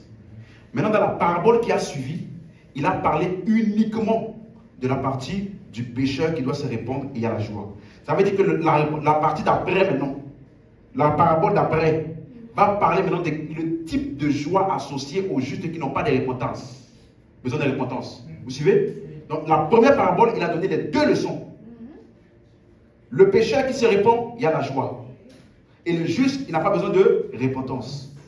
Maintenant, la première parabole d'après, il parle uniquement du pécheur qui se répand, il y a de la joie. Dans la parabole d'après, il va t'expliquer maintenant, hein, comment est-ce que, quel est le type de joie pour le juste qui n'a pas besoin de repentance là. Vous suivez? Donc ça veut dire que la parabole que les gens appellent le fils prodige, ça ne parle pas de quelqu'un qui a perdu le salut. Ça parle du juste qui n'a pas besoin de repentance. Il y a un type de joie associé à ce juste-là. On va découvrir ça. Parce que vous allez vous rendre compte après jusqu'au verset 32, c'est la parabole du fils prodigue. Il n'y a pas de même ou de leçon là-bas. Vous suivez? Pour te montrer que c'est une autre parabole associée à un aspect qui va mettre en exergue. Suis-moi bien maintenant. Dis-moi amen si tu me suis. Amen. Commençons au verset 11. Il dit encore, un homme avait 2 fils. Le plus jeune dit à son père, mon père, donne-moi la part de bien qui doit me revenir. Et le père leur partagea son bien. Peu de jours après, le plus jeune fils, ayant tout ramassé, partit pour un pays éloigné où il dissipa ses biens en vivant dans la débauche. Lorsqu'il eut tout dépensé, une grande famine survint dans ce pays. Et il commença à se trouver dans le besoin. Il alla se mettre au service d'un des habitants du pays, qu'il envoya dans ses champs garder les porceaux. Il aurait bien voulu se rassasier des carouges que mangeaient les porceaux, mais personne ne lui en donnait. 17. Étant rentré en lui-même, il se dit, combien de mercenaires chez mon père ont du pain en abondance, et moi ici je meurs de faim. 18. Je me lèverai, j'irai vers mon père, et je lui dirai, mon père, j'ai péché contre toi et contre le ciel. Je ne suis pas digne d'être appelé ton fils. Traite-moi comme l'un de tes mercenaires. Dis amen. Regardez quelque chose.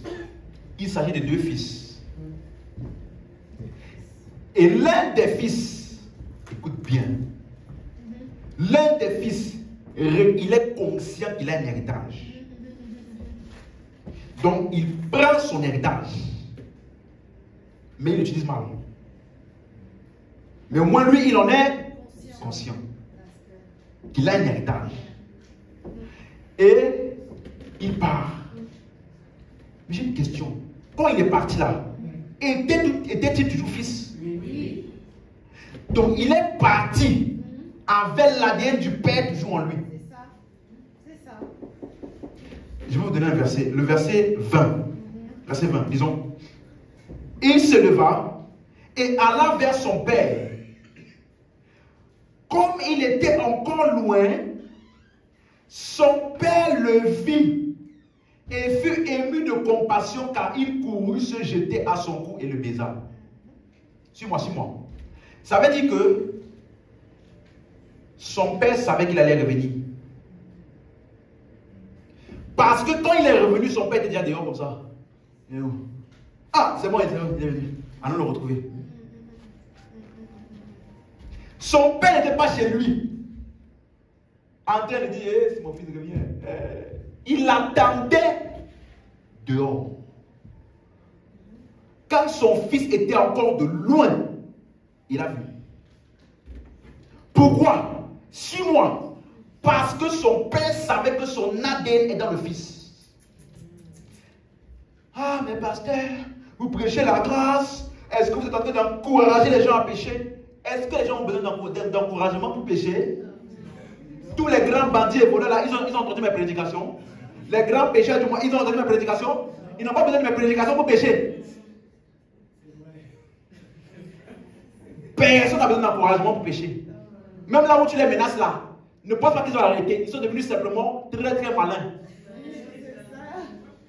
Ils sont devenus très très malins. C'est-à-dire qu'ils ont adopté des techniques et des capacités pour paraître bien devant toi, tandis que pas derrière.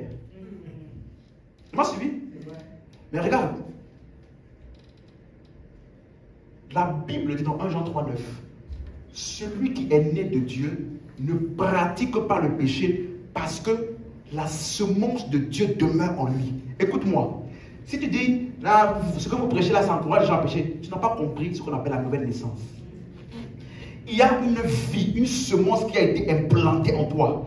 Tu prends un cochon, tu le lances dans la boue, il va faire ouh, ouh, il va nager. Oh, mon environnement naturel. Tu prends un chat, tu mets dans la boue, tu vas voir comment il va se battre pour sortir.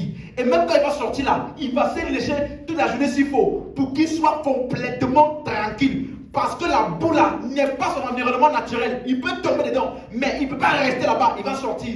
Parce que la semence qui est en lui là est incompatible avec la boue. Donc un chrétien qui a reçu Christ en lui, il y a une semence en lui qui l'empêche de demeurer dans la vie, dans le péché. Ce n'est pas possible.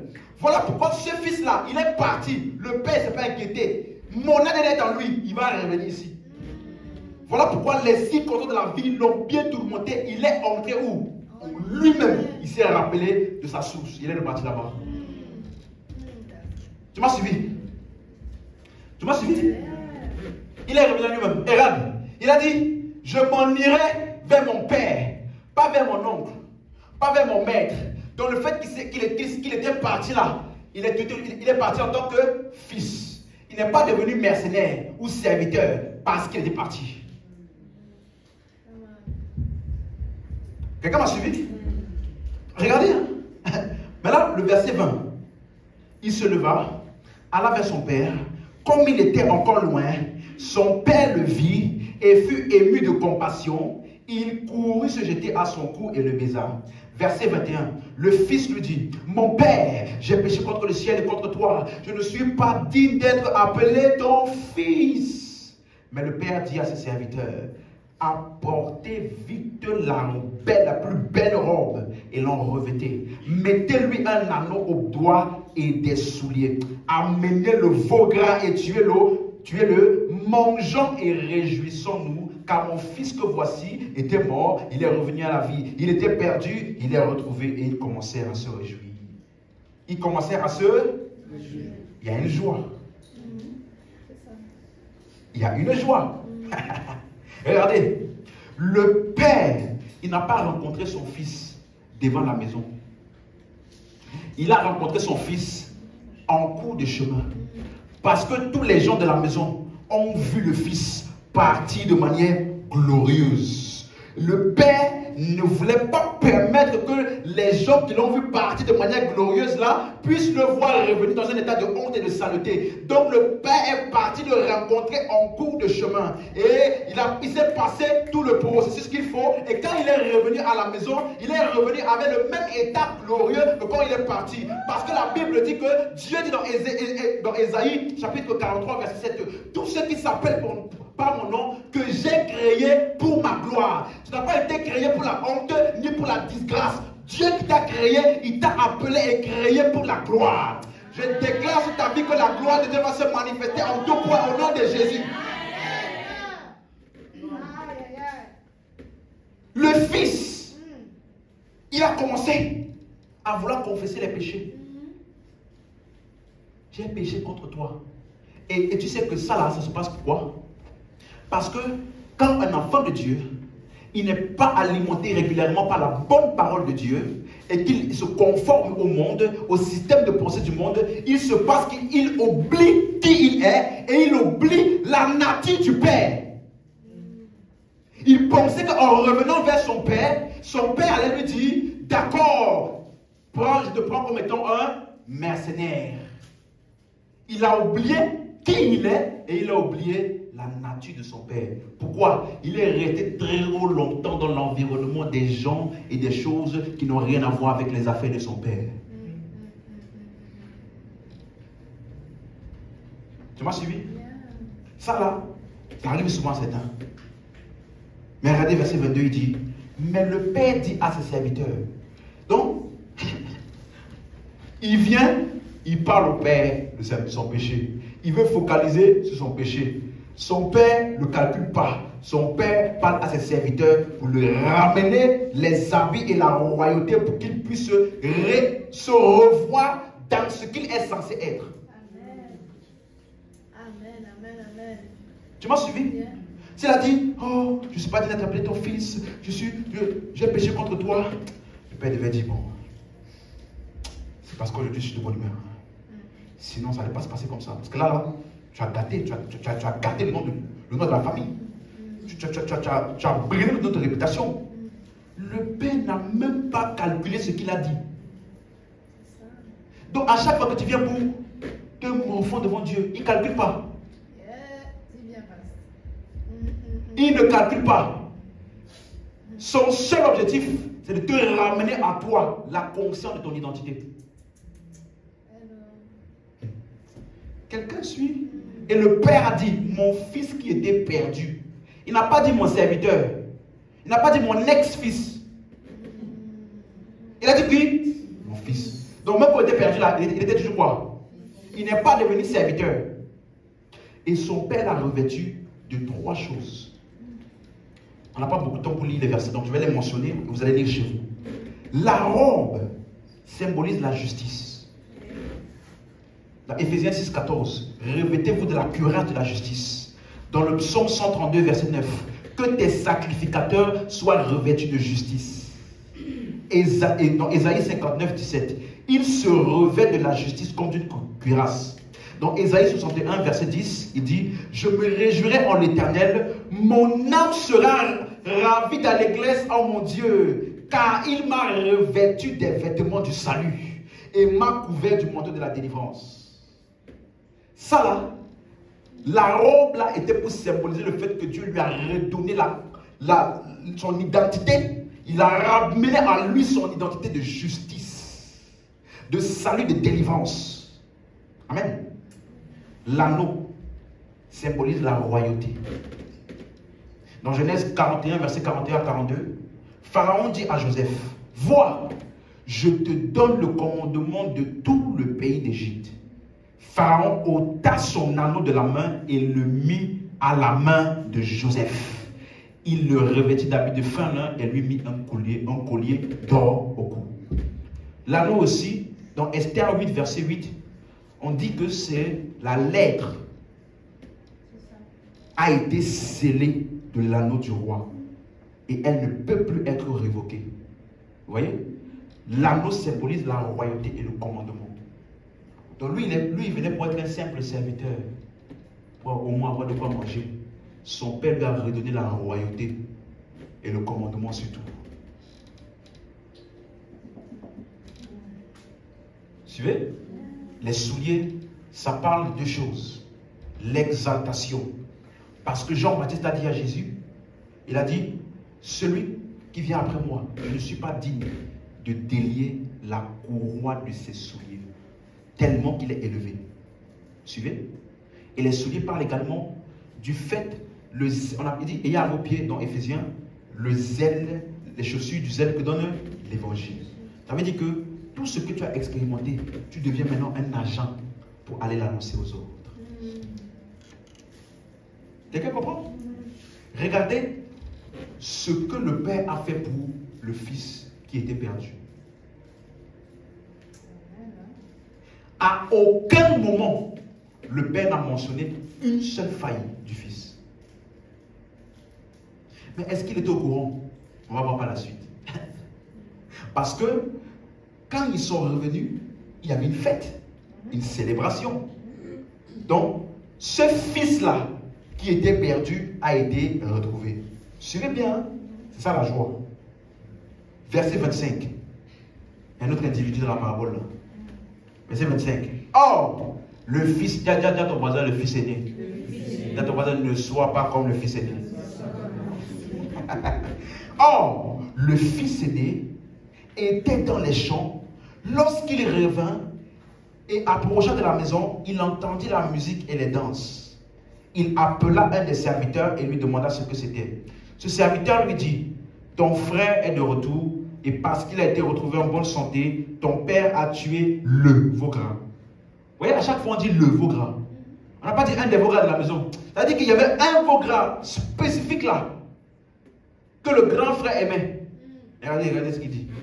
Il se mit en colère et ne voulut pas entrer. Son père sortit et le pria d'entrer. Mais il répondit à son père, voici, il y a tant d'années que je te sers, sans jamais avoir transgressé tes ordres, et jamais tu ne m'as donné un chevreau pour que je me réjouisse avec mes amis.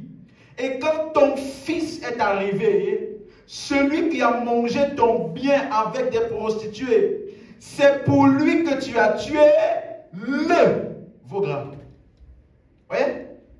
Donc, moi-même le chevreau, tu ne m'as pas donné. Mais pour lui, tu as tué le veau gras. Le veau gras là. Vous voyez? on dirait le veau gras là, c'était vraiment quelque chose qu'il espérait depuis. Il pensait qu'à force de servir, il devait mériter le fait d'avoir le veau gras. Donc, ça là, c'est le frère de celui qui est venu. Regardez bien ce que le frère a fait. Il est venu avec la mentalité des œuvres. Il a commencé premièrement à exerguer. Tant d'années à te servir. Jamais transgresser tes lois. Jamais transgresser tes ordres. Vous voyez? Il a commencé à lister toutes ses bonnes œuvres. Donc ça veut dire qu'il ne voyait pas son père comme un père, mais comme un maître. Bien qu'il était dans la maison. Et comment ça? Il voyait son père comme un maître. Il était fils, mais il se considérait comme les mercenaires qui ont un salaire en fonction de comment ils travaillent. Bien qu'il était où? Dans la maison. Mentalité des œuvres. Deuxième chose, il est venu pour accuser et sortir toutes les failles du petit frère. Il a dépensé ton bien, il a partagé ça avec les prostituées. Mais remarquez, le père n'a jamais mentionné ça. Il a fait ça où? Donc le père était au courant. Tout le monde savait. En tout cas, les gens proches de la famille savaient. Mais est-ce qu'à un seul moment, quand le père a vu le fils, a-t-il mentionné ça? Non. Parce que voici l'alliance que je ferai avec eux. En ces jours-là, je pardonnerai leurs iniquités et je ne m'en souviendrai plus. Non? Quand tu viens pour prier, ou alors que tu penses à faire quelque chose avec Dieu ou pour Dieu, la pensée qui vient te rappeler tes péchés là, ça ne vient pas du Père. Ça vient de ceux de la catégorie des grands frères là. On les appelle la loi. L'accusateur de nos frères, le diable. C'est eux là. Ils sont spécialistes de ça. Donc ça veut dire que si toi aussi, tu as un frère de l'église qui est comme le grand frère, faut te séparer. Il faut lui dire, soit tu changes. Hein? On va parler au pasteur, on va t'aider. Pour que tu puisses voir comme le Père me voit. Mais si chaque fois que je viens avec toi, tu es celui qui me rappelle toujours tous mes anciens péchés de l'époque.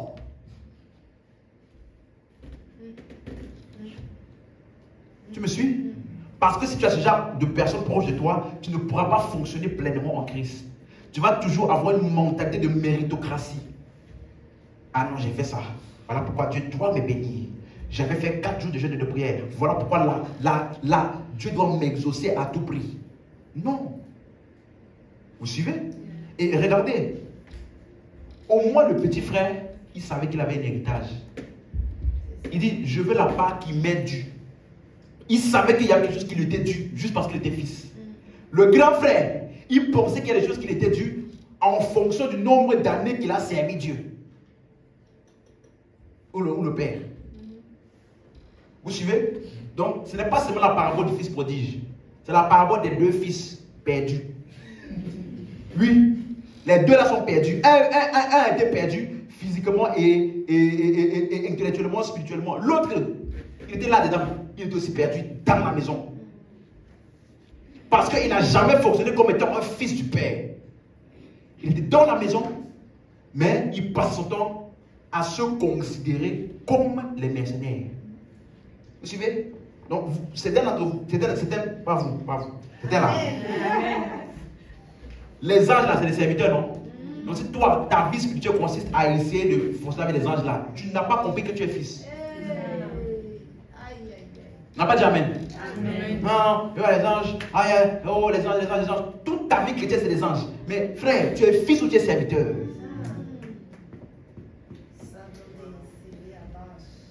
Beaucoup, on sont dans l'église avec la mentalité des serviteurs.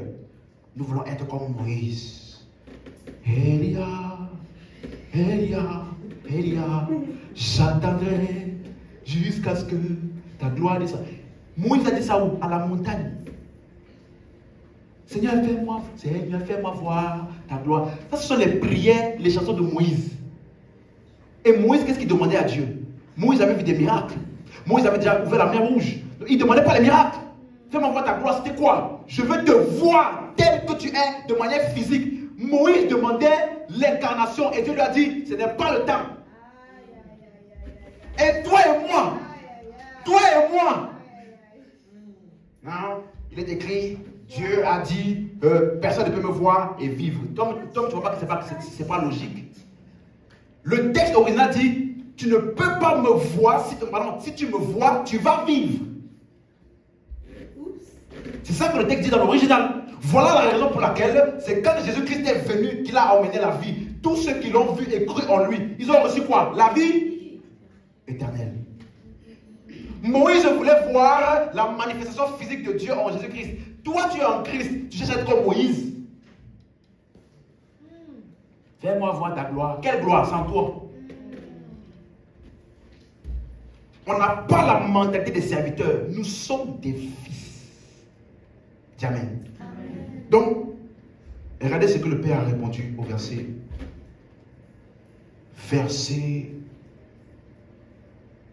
31.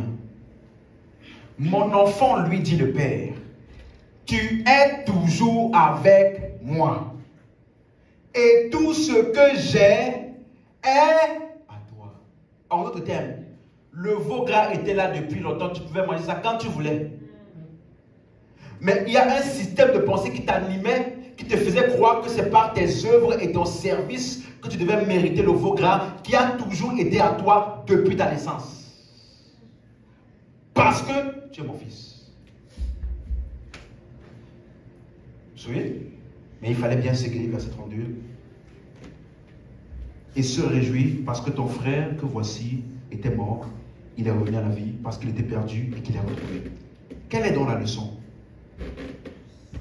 Le juste n'a pas besoin de repentance en termes de croix pour être sauvé.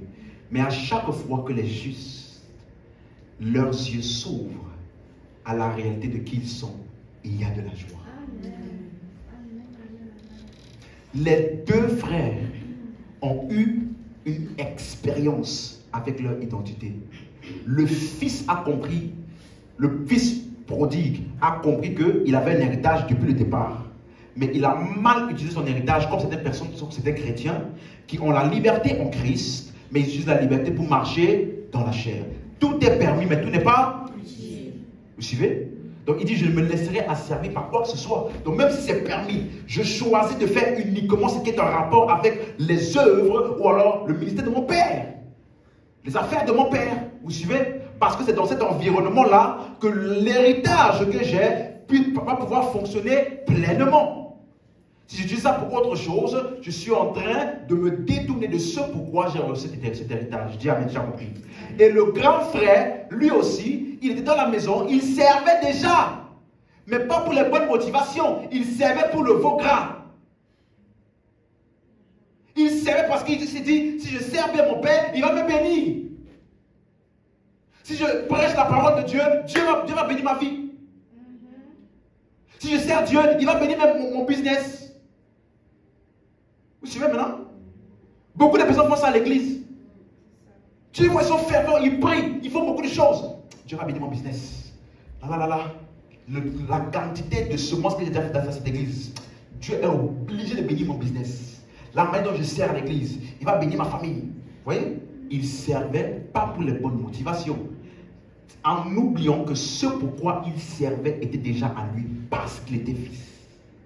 Tout ce que j'ai est à toi. Donc les deux fils ont eu leur système de pensée renouvelé en rapport avec leur identité. Et c'est ça qu'on a fait la fête. Donc à chaque fois qu'un croyant, il s'approfondit dans la connaissance de son identité en Christ, il y a de la joie. Dis Amen. Amen. Quelqu'un a compris? Amen. Donc, ça là, c'est pour montrer quoi? Que tu vois clairement, même lorsque le fils a été perdu, il est resté fils. Parce que notre réconciliation ou notre paix avec Dieu est éternelle. Un chrétien, il peut lui arriver de fauter, il peut lui arriver de marcher par la chair, il peut lui arriver de commettre des péchés. Lui, mais ça n'enlève en rien le fait qu'il soit fils et uni à Dieu. Et quand tu pêches, Dieu n'est pas étonné. Qu'est-ce qu'on va faire maintenant? Non. Il sait que son ADN est en toi. Tu ne peux pas rester là-bas si tu es vraiment né de nouveau. Parce que cette semence-là, elle va tellement agir et travailler en toi que même si tu commets ce péché-là, tu n'auras jamais la joie du péché que les pécheurs ont. Jamais. Tu vas faire ça, tu ne seras même pas heureux de toi-même. Pourquoi? La semence qui est en toi là est incompatible avec l'action que tu viens de faire. Donc ton corps a fait une action, mais ton esprit s'est retranché de ça. Il est indisposé à ce que ton corps vient de faire là. Donc qu'est-ce qu'il fait? Reviens, reprends-toi, reprends-toi. La semence de Dieu est en nous, parce que nous sommes fils.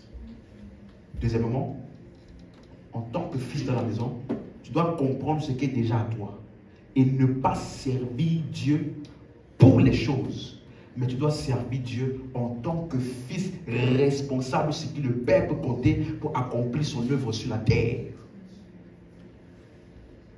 Alléluia. Amen. Dis avec moi, je suis réconcilié. Réconcilié pour toujours. Vous avez vu, il y a deux mots. Katalasso qui veut dire réconcilier. On a réduit la distance, on a annulé la distance. Mais apo katalasso veut dire que l'œuvre là est complète et éternelle. Ça veut dire que ça ne peut plus être brisé ou annulé. Jésus a payé le prix. Et aujourd'hui, nous sommes choisis, réconciliés et acceptés dans le bien-aimé. Il y a un mot dans la Bible, toujours katalasso, mais c'est utilisé maintenant dans la relation entre un homme et une femme. Dans ce terme-là, je vais terminer par ça, dans ce contexte-là, c'est lorsque deux personnes font un pas l'un vers l'autre. On dit si, ne répudiez pas vos femmes dans 1 Corinthiens 7, mais trouvez un moyen d'accord afin que vous soyez réconciliés. Donc ça veut dire quoi?